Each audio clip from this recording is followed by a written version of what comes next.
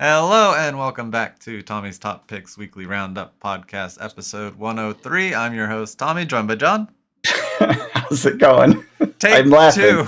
Yeah, I was gonna say I'm laughing. We just because recorded for about a half hour, and then I realized I clicked the wrong button and we weren't actually recording.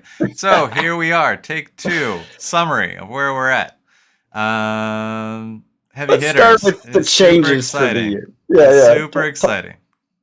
Heavy hitters is super exciting, but we're going to talk about that later because we have just talked about that for a half hour and Let us reset. let us reset. And we're going to talk about our plans for 2024 and how things might sound and seem a little different on the channel, but think of it more as growth and more diverse content and things that John and I are interested in currently, because that's why we made this channel, to talk about things that interest us, and we just hope others find it interesting to listen to us ramble about the things we like revolving around cardboard.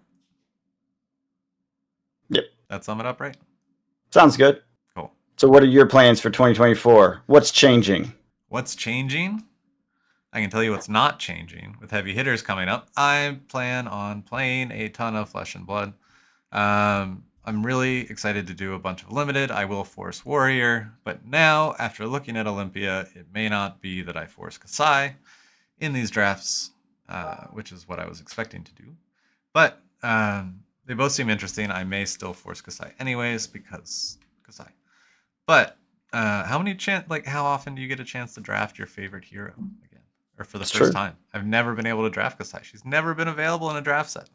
So I get it. I'm going to be playing a lot of Flesh and Blood, but not really going to be collecting as much or being a collector. I have a very large collection. I have almost a complete playable set. Like if there was a deck, I could just go build it.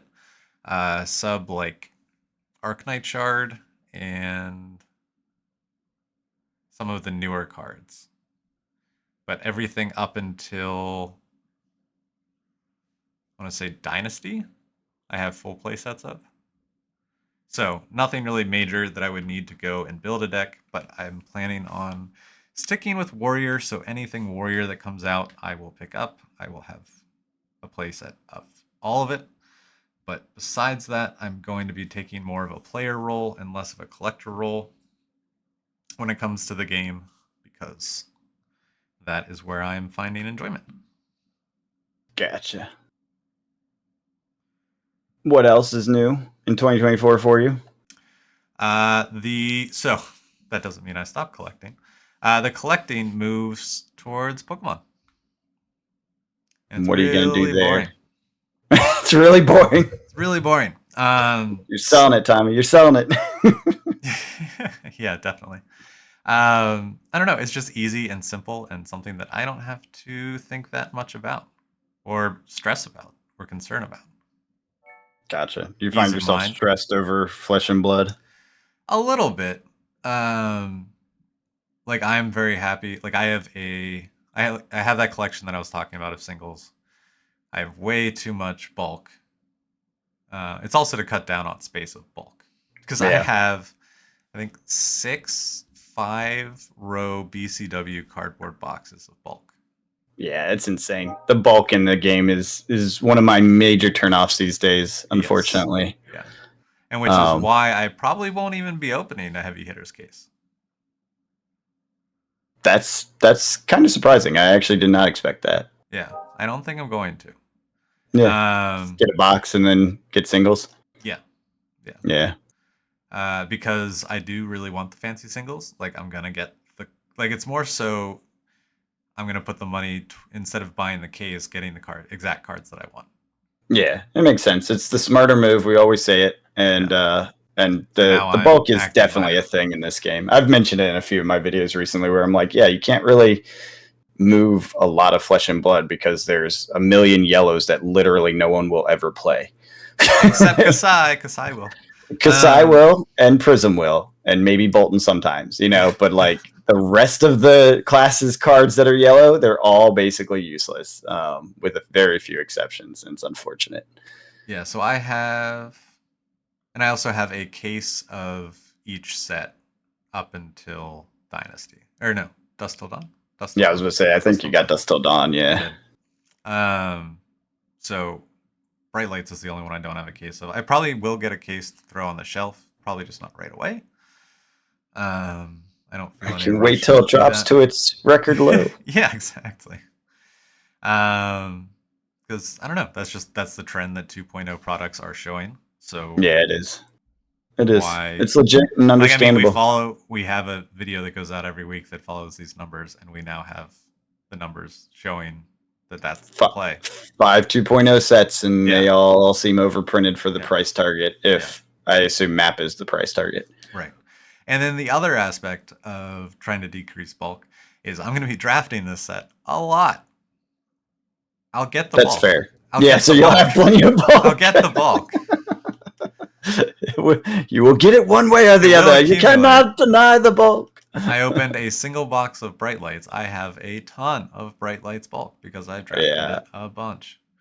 And I think that's just part of it too. Is our shop is playing a lot more draft, so I don't feel like if there's cards I want to play with, I'll just get them, and then I'll get the version I want. Like I'll get the rainbow foil, whatever warrior deck I'm playing is gonna be blinged out. So I figured just get the cards I want to play with and be a player. I guess it's still technically I'll be a warrior collector, but not collector of the game as a whole. But I still have I have the library, I have all the fables except Shard. Yeah. It's just get you. I don't know. Well, not the new. I don't have the new fables. The last two. I think they're like $10, so go for it. Exactly. Well, for me, I haven't played Flesh and Blood in a while. I don't even remember the last time I played. And I will probably play Heavy Hitters because it actually looks like a really fun set. Bright Lights look kind of fun. I was intrigued with it, but the more I messed around with it, just like, I guess it's not fair. I have played like Talishar, but I don't count that as playing. I count that as like seeing what it's like, seeing if I want to go play. So I'll probably mess around with Talishar, see if I like it. If I do, then I'll go to a draft or whatever. But I did not buy Bright Lights in any quantity. I stopped collecting cold foils because they are basically overprinting them and reprinting them in different formats. And essentially, there are just too many of them out there to be very collectible. And so I'm just basically pulling back from collecting Flesh and Blood as a whole. I still have a bunch of stuff. I'm overexposed, as I've talked about in my market videos. If you're overexposed, reduce your exposure. That's what I'm doing. So I do have some stuff for sale, but I'm not like dumping everything. I'm far from that. I actually still believe in the future of it. I'm just getting rid of excess stuff because I bought too much stuff. Sometimes I bought stuff speculatively and just sat it on a shelf, and I literally have piles of cards all over my shelves that are stuff that I'm like, my intention is to sell at some point, and now I'm just like, yeah, it's time to just move this stuff out and get other things instead. And if you've been watching the videos, obviously I'm doing a lot of Magic sales and stuff now. I get that whole shop thing going, and it's going pretty well and taking up a lot of time. So that's most of my focus when it comes to cardboard. Not really so much on the playing as the selling. I guess it's always been the way, though. I like the markets more than I like the games, I think. Yeah, I mean, nothing really different for me for the past like 6 months or so. I think I've been pretty much in the same mode, just doing it more on the Magic sales side and less on Flesh and Blood collecting side, where I like to pick up stuff before on Flesh and Blood. Now it's not really of interest to me. I just see it as a downward trend for a longer term than I'm interested in holding on to it. And I think the failure is a non-zero risk, whereas before I felt like it was fairly unlikely. Now I could say it's not impossible. So why continue to expose yourself to something that you think might fail at some point? The next big deadline for them is the 7-year mark. It's coming up. We'll see if they make it there. There's been some decisions. We've talked about it. The Rudy video obviously is a factor. And when you make those kinds of moves that create a division within your customer base, it creates problems, Right. Like you're making people choose. I don't know. I think from what I took from the Rudy video was that he still supports the game, still believes in the game, but because he's still gonna have the new sets, right? But he's just not gonna have. No, he doesn't know. He doesn't know. Yeah, he basically the last word was he's doing heavy hitters. That's definitely happening because it's already on the way, right? Yeah. And he's like, and after that, we'll have to see. And then he put out the message to patrons that basically said, "I'm gonna remove stuff to see what happens. Well, I'm gonna remove stuff because he can't sell it any higher than what he was selling it for. So it basically made no sense for him to charge higher amounts and take any on because it's just going to sit and never sell." Right. Which was the whole basis of the complaint. But it wasn't selling already. Yeah, exactly. So he's like, so he's not doing boxes anymore was the plan. Then his monthly list came out at the beginning of January, and it still had boxes on it at, I think it was like $90 or something. Okay. Whatever it was, like map or whatever, some higher price that people were happier with or something. But he was offering old promos as part of it to try to move product. Okay. And then when you look through the threads, someone asked what the promos were, like, do you have a list available, whatever. And he specifically responded, he said, "No, I don't have a list. They're just the old ones from the past Rudy kits they had small stacks of leftovers with."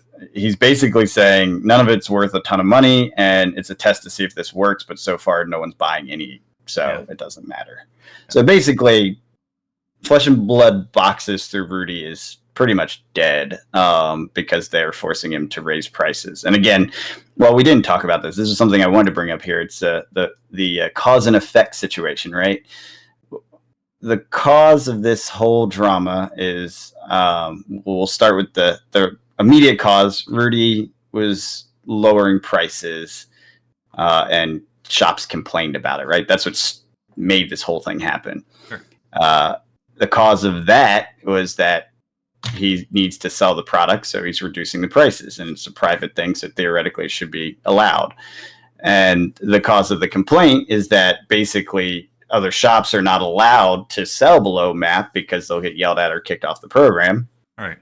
And the cause of them wanting that is the fact that boxes are not selling at map. They're worth less because there's too many of them, right? Compared to demand, at least in the US. And the cause of that is overprinting. So if you go through the chain of causality here and look at the Rudy situation, it all comes down to the map policy. When you try to artificially boost any market, it just fails. Like, it won't work. It will create distortions in the market that will ultimately blow up one way or another. And so that's happening. And it's not just in Flesh and Blood too. Like, that's Magic. Well, no, I mean, his whole video was ranting about everything. It wasn't exactly, that's the thing that was kind of strange about it. The whole, I guess LSS had a really negative reaction. That's what he said. So he took it down. But it's strange that they had such a big reaction, and I don't think anyone else in the space cared. He's just saying what he does, like doing what he does, saying the reality of the situation. Like, yeah, too many things are printed, too much eyeballs on other things, too many other reasons or other places to be focusing your time now. COVID was one thing. Now people are, going on vacations and doing stuff, other than just cardboard. So if you're not reducing your print run, you're overprinted. What's that? It is finally getting cold. It is. So we'll have some wintertime stuff, but there's no sets right now for Flesh and Blood. So anyways, heavy hitters. Point being, at the end of the day, the cause of this is that we have a bad policy, the map policy, and a bad set of print numbers, i.e. too many boxes. The market says they're worth less than map is what it boils down to. And you can't fight the market. Anyways. I feel like that looks worse than having an MSRP and then it just selling for below MSRP. Sure. Yeah, absolutely. It is worse because you're hindering some players in the market, i.e. LGSs that want to support you. The people that keep the game alive for you locally are getting punished and no one else is. Right. Right. Like, that's the part that makes it make no sense. That's why the policy is a failure. I guess for distributors too, because then they're sitting on it. No, they don't have map to deal with. True. Yeah. The stores get wrecked. Yeah, they have to get product because otherwise they won't be allowed to get other product, right? Yeah. And so they're forced to take it on, and they can't get rid of it because they're not allowed to advertise it below MAP, that's why that's a stupid policy. MSRP would be a better policy. Yeah. It's it's just there's ways to do this, and what they're doing isn't working. And instead of fixing the policy, they're blaming people, or the loud crowd is whining, and and Rudy gets targeted because everyone likes to hate Rudy. And that's fine. I think Rudy has some good things. Rudy has some bad things. I'm kind of mixed bag on him. I appreciate all he does, and I appreciate the good things about it, but he definitely runs sales that are like basically scams. Like you look at it and you're like, that ain't worth that at all. No. So and I wouldn't say he's scamming, because he's not like doing it intentionally. He's trying to like make his margin back because he probably bought it too high and the price came down, right? I get it. I know how these things go. Logistics is a pain in the ass to get right. But anyway, so long story short, 2024, pulling away from Flesh and Blood from the collecting financial side of it. I'll still be doing the market updates, but I will maybe add a new market update. I'm not sure, because I got to decide how I want to do it. I could go back to Pokemon, but I had the issues with that. I could do something with Magic, but I'll have the same issues I had with Pokemon, frankly. I think I might be able to do some. I think I've been thinking of a couple of things with Pokemon. Okay, do a cool. Market update kind of thing. Okay, cool. Yeah, that'd be good. Yeah. So, anyways, probably new territory there in 2024. But I don't intend to stop tracking Flesh and Blood. I'm not dumping my sealed boxes. I'm not dumping my crazy, cold foils or anything. I'm basically just getting rid of my excess stuff because I want to free that capital up for other stuff. I'm just kind of at my level. Like, I have what I want. Yeah. I don't get what I want from heavy hitters, but so that's the future for me. And I'll probably focus on one or two classes. I haven't really decided yet, and that's always been my problem. So I may not do that successfully. All subject to change. Yeah, that's the idea, so that I can play and maybe play some CC. I was thinking about that warrior, and then Reinhardt is an old favorite. I've played that historically and enjoyed him. And he's definitely getting new heat. People are saying he's going to win, which actually scares me away from him, because I don't want to be playing the thing that's going to LL. He's pretty far from LL, though. He is, but if they basically pumped him into too powerful. Yeah. I don't know. I actually think that the Guardian's going to be the most overpowered. But Golden. Yeah. So speaking of all those new heroes, why don't we jump into that topic? Sure, we can. We have a bunch of new heroes. We got Reiner's return. We got KO. We got Victor, Goldmane, Olympia, and Betsy. Where do we want to start? Do we want to start with the Brutes, the Guardians, or the Warriors? Well, Brute's easy because we know both of them, Reinhardt and KO. KO's new. I was going to say, this is new one-armed KO. KO de-armed and dangerous. new and not improved? I don't know. He's an adult now. There's an adult version of KO, which is that part's an improvement, and actually his power's an improvement. Like, this guy's off the cuff. It's crazy. And it's interesting. You may have one weapon zone. That's it. He only gets one weapon. One-handed weapon or offhand equipped. Kind of funny for him to go in with just a shield or something, right? Right. Attack action cards you own get +1 while they are in any zone other than the combat chain. So good. The first time you discard a card with 6 or more attack during each of your action phases, create a might token. So you get a might token if you discard a 5. What's a might token? At the start of your turn, destroy this. Then your next attack gets +1. So look at that. You can get those +1s, so your 5s become 6s all over the place. The only place it doesn't, which I think is the reason they did this, it's one of the reasons they did it, is as a popper. Yeah. So it will not work to defend and pop things, but everywhere else, every other way that Brutes care about 6s on their attack value, he gets it with 5s, which means he's got blue 6s, essentially. That means his combos are going to be crazy. Like, he's going to go off so hard. It's so exciting. Yeah, I actually am excited about both the Brutes. Reinhardt is just an old favorite, but I might get into this KO as well. I don't know. This KO has 20 health though in Blitz. Yeah. Well, he's not as random, so he's he doesn't high roll. Yeah, that's true. I mean, I guess he still does off the deck and what he discards and stuff, but not like he used to literally roll before. Literally high roll. And then Reiner's back. We got new art for the adult, and then looks like we have the young version from the Reiner Dorinthia dual decks. Yep, that's the same one. Brutal. We have a new Reinar specialization.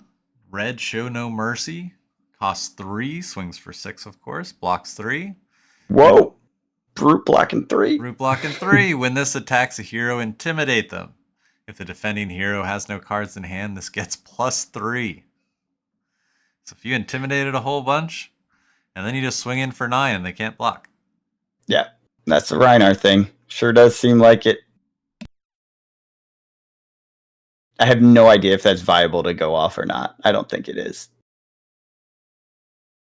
There is the one thing. Is the one thing. Here's the one thing. Actually, I did hear about a weird situation with this. So this is a state-based statement. If the defending hero has no cards in hand, this gets +3. So if you put this down and they block with their last card, it automatically gets a +3. Interesting. Yeah, because they no longer have them in hand, right? So there is that. Also, probably real painful for Warrior because you want to use that reaction, except you're gonna pump it if you use your reaction and it's the last thing in your hand. Yeah. So, anyways, it has some funny, goofy mechanics too, which I think is fun. Yeah. Let's at least cover all. We won't get into the rares and commons. We'll go no. We can go over the Majestics. Yeah. Well, one other thing. Let's talk about Beat Chest real quick because that's, I think, key to the new Brute. It's a new mechanic. It's on several different cards. As an additional cost to play this, you may discard a card with 6 or more attack. So you may get rid of a 6 optionally, as opposed to where it's randomly drawn from your hand without choice. Every time. So it fixes the entire Brutes are card disadvantaged by using Beat Chest cards. It's fantastic. It's so good. They fixed it. They did the right thing. So anyways, moving on. We got No Fear, red again. 0 cost instant. As an additional cost to play this, banish any number of cards with 6 or more from your hand at the beginning of the end phase. Return them all to your hand.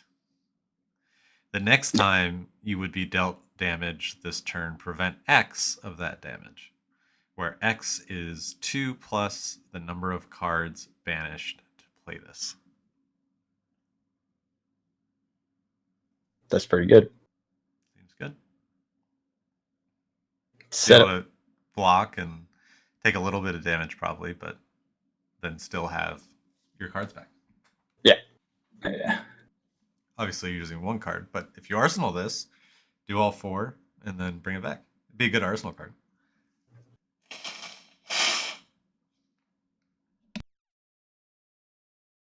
Cool. Moving on. Sorry, I didn't want to hear you guys to hear me sneezing my nose off. I gotcha. Betsy. Let's find Betsy, skin in the game, our new guardian hero. Whenever an attack you control wagers, you may pay 2. If you do, the attack gets +1 attack and overpower. So it can only be defended by more. It can't be defended by more than 1 action card. So she's mini dominate. Yeah. Still pretty good. Still paying 2.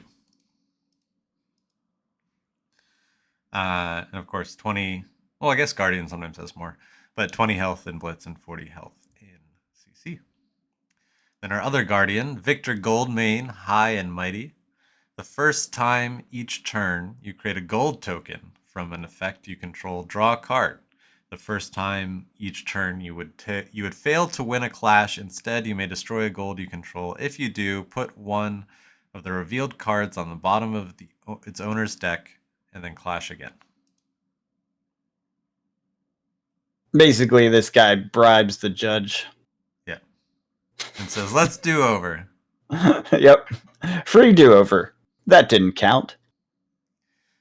But coming with these Guardians is Miller's Grindstone, the new hammer, one-handed, swings for 4, costs 3 to attack once per turn. When this hits a hero, clash with them. If you win, destroy the top card of their deck. If they win, put a -1 counter on this.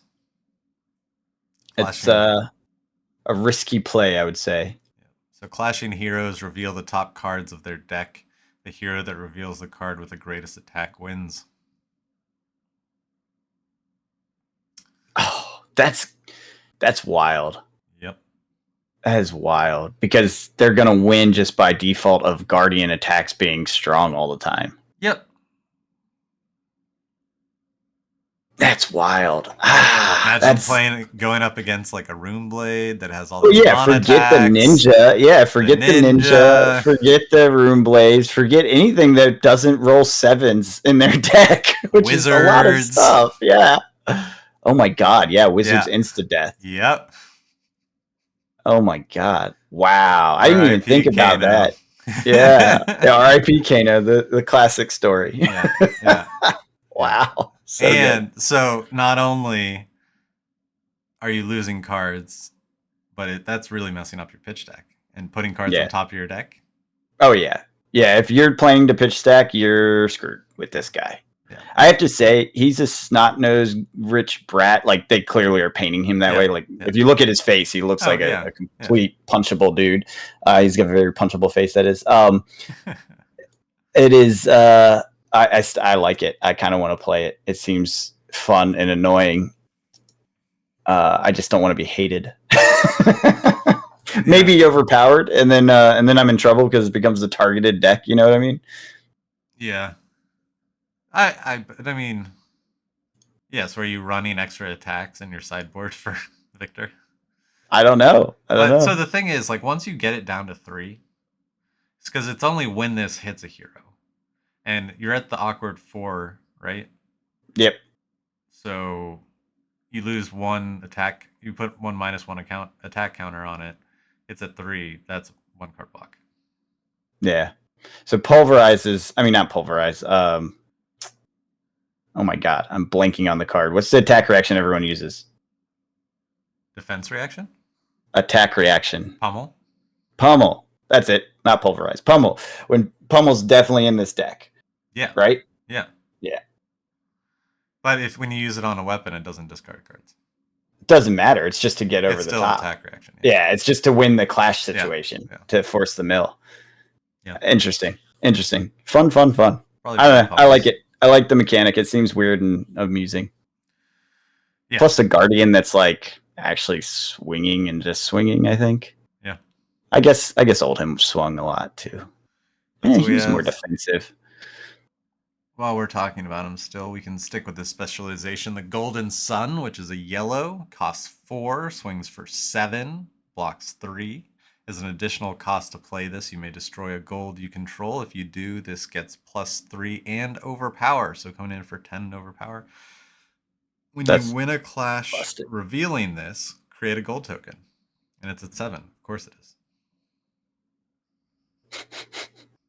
is.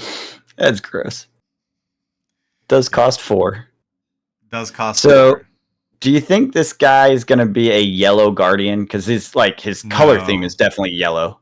I think it's blue-yellow. Yeah, because his weapons are 3 cost, right? You're going to want to play some reds. Like, they're Guardian, but a lot of them are Bravo specialization. Yeah, I was going to say, I don't know how many of the old stuff you're, like, super into. Yeah. With him. It's going to be a very different Guardian, I think. It is. That's why I like him, because he's so weird. Like, you remember I liked Volda because she was so weird, too. But then you struggle because you don't have the Bravo specializations. Oh, agreed. Not that you struggled, but like this is a coming up deck. This is not instant S tier. Yeah, no. This is an instant S tier, but he's going to be the annoying one that everyone wants to play, I think. I don't know. Bravo players are special. They like to dominate. No. Bravo's not changing. Bravo players aren't playing or are not changing. This is all the people looking for decks. I think this is where they land over everything else. I mean, I could be wrong. You decide a lot of people are talking about it. Class warrior. All right, bet big. Let's do that. Bet big. Betsy specialization costs 4 and is red. Swings for 8, blocks 3. When this attacks a hero, you may wager a gold, might, and vigor token with them. So you can wager 3. Yeah, that's crazy. Seems pretty good. That's crazy. Yeah, the Guardians with these wagers and bets, they have to have attack reactions, right? Yeah. So it's basically pummel all the way, and I don't know what else they can use that's a good attack reaction. Are there any old Guardian attack reactions? I don't know. I haven't played Guardian in a while. I don't think so. I mean, there's pummel. Maybe it's just the auras. You basically set your state so you can't lose because there's no way. You know what I mean? Yeah. Let me see. Yeah. Interesting. Yeah, they're going to play very differently with this stuff. I'm super interested in that. Yeah, I like the Golden Boy. I think I'll play him, or I want to think about playing him. I don't know if I will. And then moving on to Warrior. Guardian attack reactions. I think it's just generic attack reactions. Yeah, correct. That's what I meant. Yeah. No, but what do they usually play? I think it's just pummel. Pummel, yeah. Yeah. Yeah, but that's our Guardians for heavy hitters. Warriors, we've talked about Kasai, but just a quick refresher. If you've drawn a card this turn, your sword attacks cost 1 less to activate. Your turn, once per turn action, banish 2 red and 2 yellow cards from your graveyard. The next time a weapon you control hits a hero this turn, create a gold token. And then you have the specialization of raising an army. As an additional cost to play this, destroy X gold tokens you control, create X Centauri Sellsword tokens. So you're building up all this gold, and then you are dumping it into creating a lot of sellswords. Army of dudes. Army of dudes. 3 2s that attack and have go again. Yeah, that's the big thing. Super hyped. What I hope is they do Centauri Sellsword as a cold foil. Did they show that already? Is that the one that's going to be at that event? I have no idea. Okay. I hope it's like one of those promos that just becomes $2 because I want to field an army of cold foil Centauri. Tommy, let me tell you something. If you feel that strongly about it, so does everyone else for the most popular warrior hero out there. Yeah. So that's not gonna it's not gonna be cheap because everyone's gonna want them. Yeah, fair. If you feel that passionately about it, so does everyone else. And Kasai is the most popular warrior. No, Dory. Yes. No. You think? Kasai is definitely the more popular. That's why they printed her. Yeah, yeah. Plus, a lot of people play Blitz, and she's dominant in Blitz, right? Not anymore. Yeah, well, you see what I mean, though. Yeah, like, yeah. It's definitely this is her peak fandom, I would say. Oh, absolutely, absolutely. So, and I am all here for it. Olympia is our other warrior. The first time each turn, each of your attacks wins a wager, create a gold token. And then you got his specialization, up the ante, costs X, blue, block 3, you'll love to see it. Choose X plus 1. Target attack wagers an agility token with a defending hero, a gold token with a defending hero, a vigor token with a gold defending hero, or target attack gets plus Y attack, where Y is the number of times it has wagered. And you can choose any of those modes. It looks like multiple times. No. Why? It's X plus 1. X plus 1. Yes. The blood on her hands specifically says choose up to 2 times. Let me see.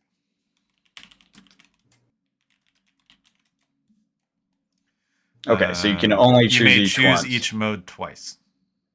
Okay, so because it doesn't say that, that means this is just one. Yep. Okay, so you pitch a blue and you can do all 4. Yeah. Got it. Which is why on the previous recording of this episode, we talked about how Olympia we're predicting to be very blue heavy, maybe with the big axes. Mm-hmm.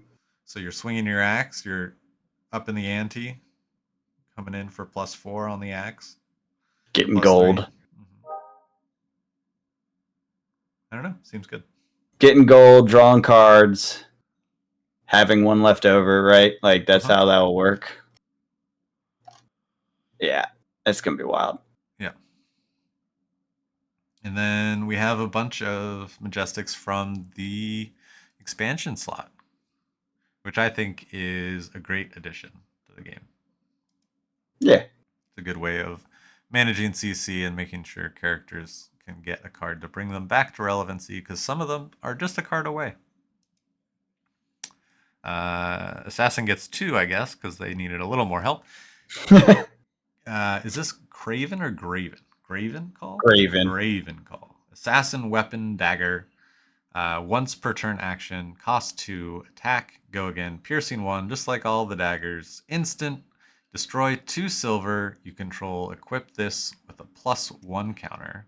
Activate this ability only while this is in your graveyard. So you can bring it back at instant speed. Swing in for 2. Piercing 1. Yeah, pretty interesting. Coercive Tendency is the other assassin attack reaction. Arachne specialization. Costs 0, blue, blocks 3. Look at the top 3 cards of the defending hero's deck. Put them back in any order. Banish the top card of their deck. If you complete a contract this way, your assassin attacks go again this combat chain. So this seems pretty good. Yeah, that does seem pretty good. This is a card Arachne needed, and it's not legendary. So you bring in 3 of these for sure. Yeah. Blue block 3, come on. Yeah. And you get to look at the top 3 cards. Yeah. Yeah, there's absolutely zero wrong with this card. Yeah, it's everything you need. Yeah. Yeah, that's an instant win. Yeah, that's pretty good. Then we got Judge, Jury, Executioner, an Azalea specialization. Costs 1 in red, swings for 5, blocks 3. If this has an aim counter, it gets, when this hits a hero, they discard all but 1 card from their hand. Gross. I wonder if this is their way of trying to Everfest. Because Everfest is a box that has IMs that are still in need today, and it moves, it sells pretty well, it continues to move. And these cards are like basically critical for these classes. And so is this like part of how to like try to bump the EV a little bit? Yeah, so I think this isn't. I wouldn't compare it to Everfest. I think they are learning from what is selling boxes, and it's playable Majestics. Yeah, exactly. Well, but that's what sells Everfest, so that's why I compared it. Yeah. Because just look at the box price of Everfest, it's obviously not keeping the box up. But I think this is a good combination because this is a limited box that will be drafted that will then get these cards out and demand a higher price because you have more in-demand cards in the box. Yeah, that's curious. Which is something that we can talk about with Pokemon later, is a change that they've made. A lot of their cards aren't going crazy like they were in Sword and Shield, but we'll dive into that later. Reel in. Ranger Instant. Cost X. Look at the top X plus 1 cards of your deck. Choose up to 4 traps, reveal them, put them into your hand, then shuffle. Reload. Seems pretty good. Yeah, I mean, it's definitely good. Doesn't block though. No. So that's a little. I guess most instants don't do they? No. Yeah. So not unusual. Just having a no block card can sometimes be painful. But yeah. But then to the traps block. So, yeah, right. Yeah, you're instantly putting it in your because you reload. You're instantly putting it. So for Riptide, it's like also some damage on. Like you can do this. You can do this in a bad situation when you're being attacked and get yourself to a situation where you can actually now defend and swing back with a trap. Exactly. Immediately. Yeah. That's pretty crazy. Yeah. Seems pretty good. And has the Pirate Folk which I love. Yeah, that theme is cool. I'm looking forward to when they expand upon that at some point. My trench coat is ready. Sonata Galaxia, double axe cost, red, rune blade action, block 2. This costs 1 less to play for each rune chant you control. Search your deck for a rune blade aura with cost X or less, put it into the arena, and then shuffle. If X is 2 or more, this gets go again. Seems pretty good. It's a fetch aura or a fetch card. Yeah, I'm wondering who this... Because you don't have to pay for the new aura. Yeah. Yeah, so it's basically trying to push towards that setup OTK style, right? Yeah. It's go find it, get it, put it out, get go again. Yeah, exactly. It's an interesting one. Doesn't end your turn, yeah. And it costs less for each rune chant you control, so it can actually be a free if you're just doing setup runes. Yep. Yeah, that's pretty interesting. It's not attacking, so. Yeah. That's interesting. I like that. Yeah, and it's not a specialization, so. Yeah. Next up, we got the illusionist stuff, I guess. Yellow Dissolve Reality costs 0. Blocks 3. Each hero puts all cards in their arsenal on the bottom of their deck and creates a ponder token. Go again. What's ponder? Is that draw card? Draw a card at the start of your turn. So, not the worst. It's kind of meh. Go again. Blocks 3. It's yellow, so it does the yellow stuff that you need for Prism. Yeah, true. And such as this next one. Luminaris Angel's Glow.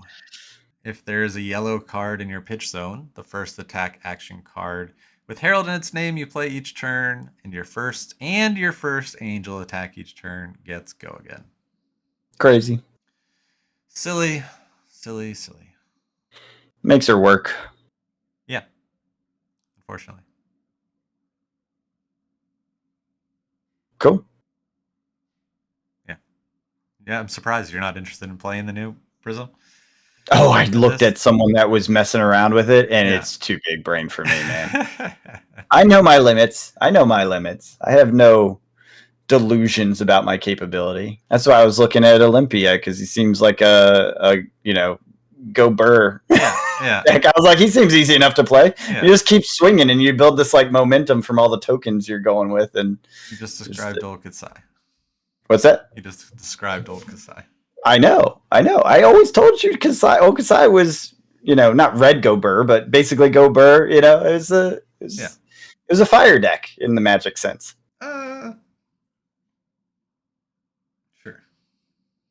Mostly, it wasn't as bad as like Fi, Briar,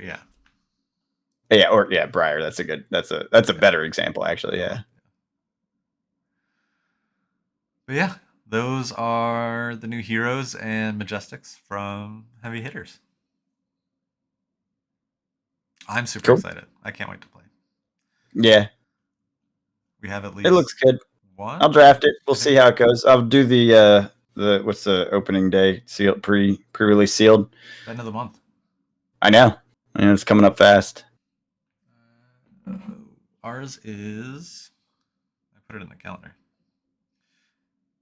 26th, 7 p.m. Yeah, I have it in the calendar too. That'll be fun. I'm looking forward to that. I don't think I knew it was at 7 though. Yeah. Friday. But after work. Yeah.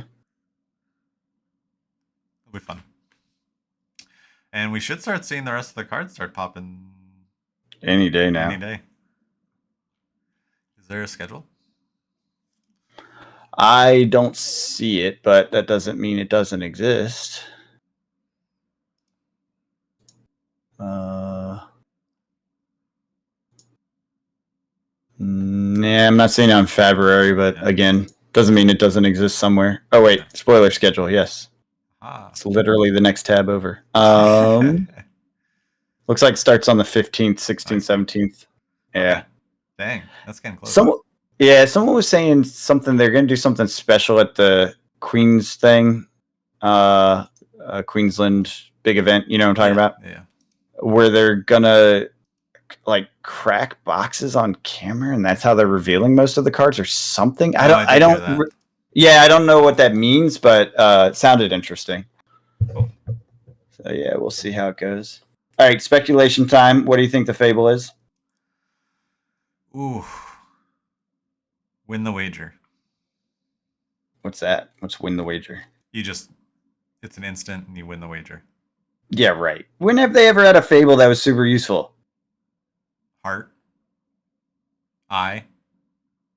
Wrong on both accounts. They're somewhat useful. They're not super useful. I don't know. You said guess, and that was my guess. Yeah, that's a crazy guess. All right, fine. Unrealistic guesses. What's your guess? What's your educated... An instant. No, I'm going down your route. I'm going to say it's an instant where the second you play it, you win the game. There we go. Right? No, you win that wager. You win the whole wager. Set's based on wagers. Right, but it's only one. It's only one. Oh man! All right, one, and you pulled the Fable. Is it going to be a stone or what? What's it going to be? No, it's going to be setting the arena. Well, they already did diamond. I was thinking some currency that you just you win. Oh, I see. Yeah, I don't know what it's going to be. I feel like they have to explore a new theme. They've had the locations, maybe right? It's a ruby. You think it is a stone? Could be. Yeah. It could be. Like a stone would fit this setting, right? Or it's the arena. That's what I said. That's what I just said. Like, is it the place, the arena itself? Right. And then it's the location, library. And you can make it have something to do with wager, so it's only so useful, right? It's only good for people that wager. Yeah. That might be. That would be fun. Something like that would be cool. Yeah, let's do that. Let's go with that for the Fable. Sounds good. Good guess. Thank you. We got there.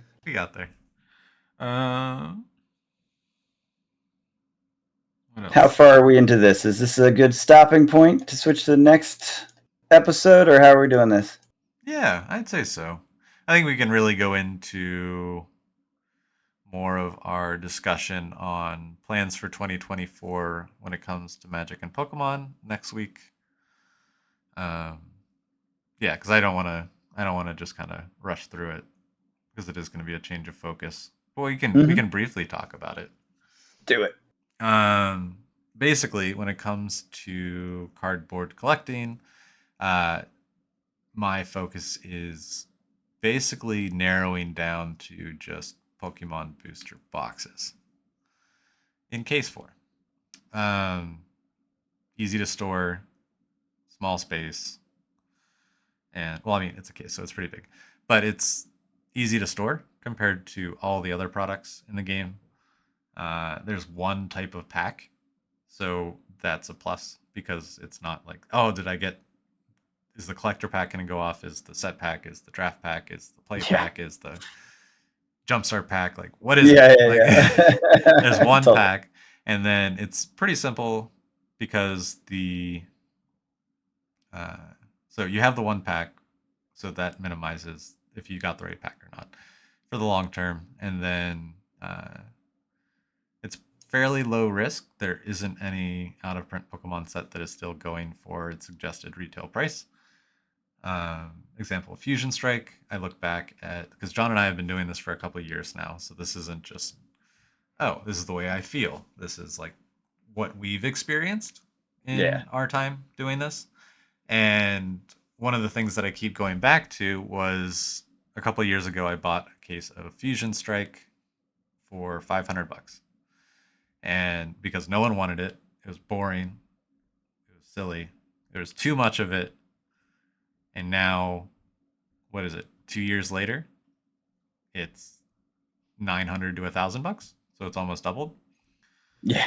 So, same cards are still in it. Even had that controversy of all those stolen Fusion Strike hits. Oh, that's right. I forgot that was Fusion Strike. Yeah, totally. So, out of all of them, you would think that would suppress it, and it has a little bit, because you look at Chilling Reign that came out about the same time, and that's already at 1,100. Yep. It's Remember nutty. I when remember. we I were, still have yeah, some. Oh, well, yeah, actually, I might have sold that now. I'm not sure. the chill, it's like the Chilean rain. Yeah, like the box is like 170, and we were buying it for like 80. And so right now, what do we have? The Scarlet and Violet boxes in the you can find them in the high 80s, low 90s Yeah. very easily.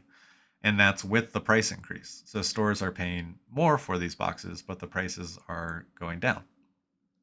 And I think what's happening is everyone is looking at all of the Sword and Shield boxes going crazy and doubling over the past 6 months.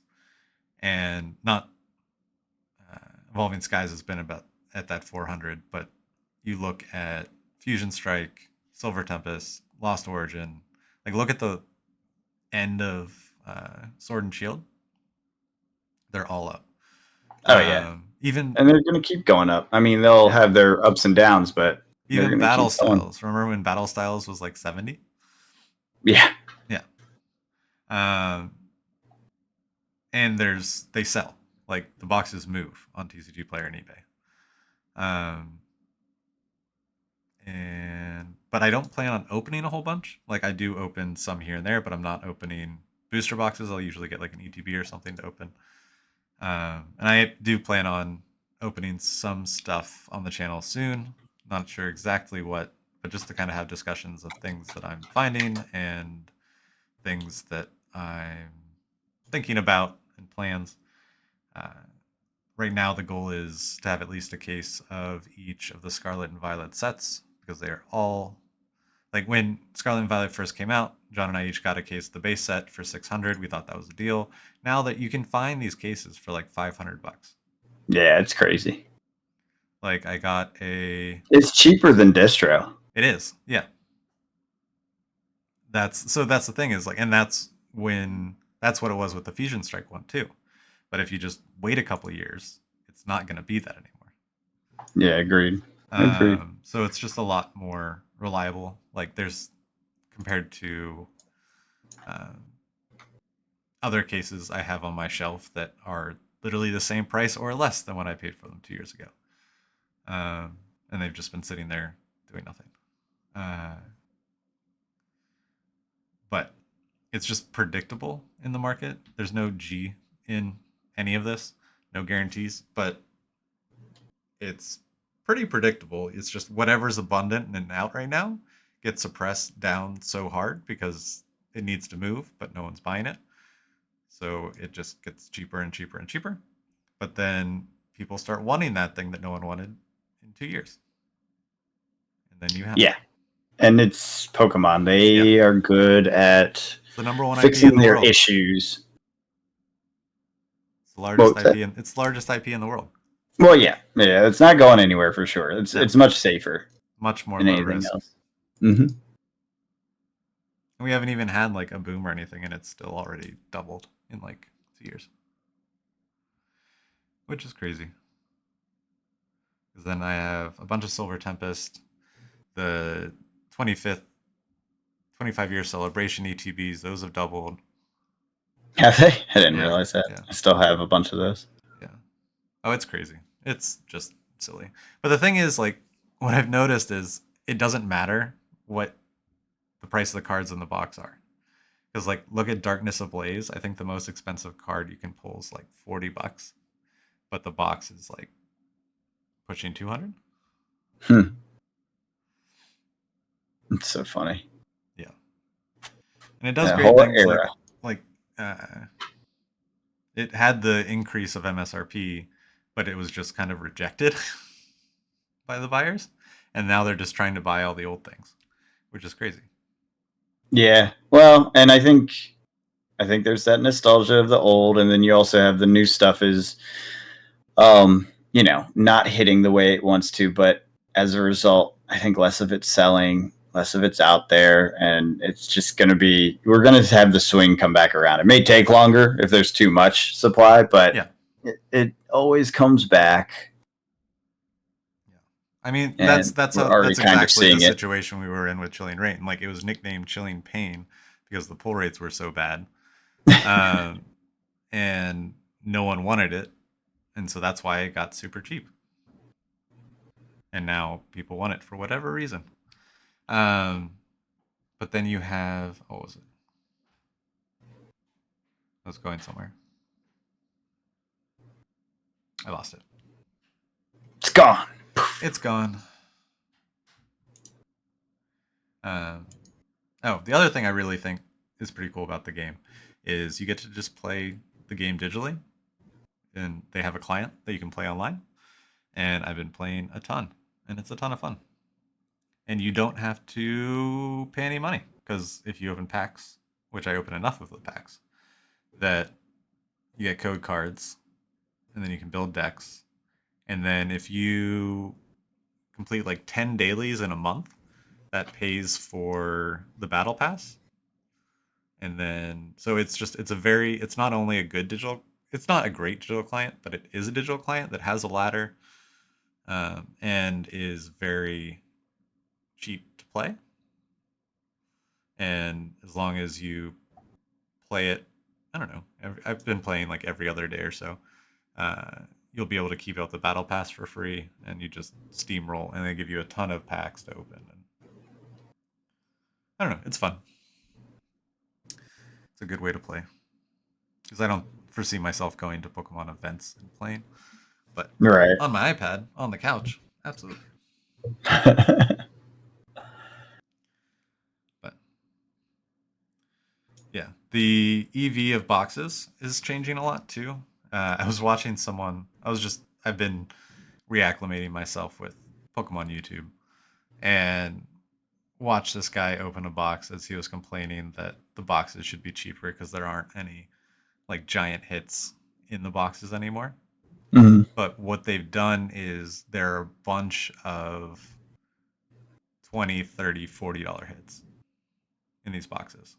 And then there's one that's like 90 or 100. So even if you don't get before, it was you maybe get one or two of those like high value cards in a box. Now you're getting two or three or four. Like you're getting more hits. Like the hits and the value of the cards is being spread out, which I think is much healthier for a box than having like you get the like you get the one card or you don't. You know what I mean? Mm-hmm. So I think that's better for long term. I don't know if people just enjoy opening. I don't know. Is it that people enjoy the super rarity of things, or is it people just like rare things? I couldn't tell you in Pokemon World. Yeah. I have no idea. But they seem to be rejecting it, but then they glorify and get excited about like Crown Zenith and other ones that basically when this started, but it was still Sword and Shield. It seems very time and place and very short-term memory. Oh yeah, that's the whole TCG world. Yeah, which is just I find funny.